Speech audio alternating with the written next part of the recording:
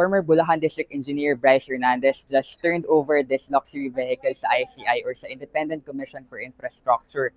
This vehicle ay nagkahalaga raw ng around 12 million pesos. No? So yung pag-turnover ni Hernandez sa ICI ay sign daw ng cooperation ni Hernandez doon sa agency.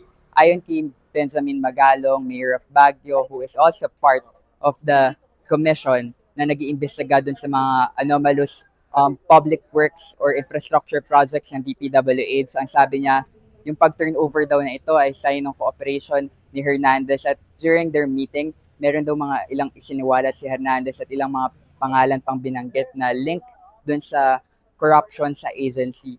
So for more updates on the developments about the flood control projects and anything about corruption, please download the Rapid Communities app and join the Philippine Politics channel for more updates.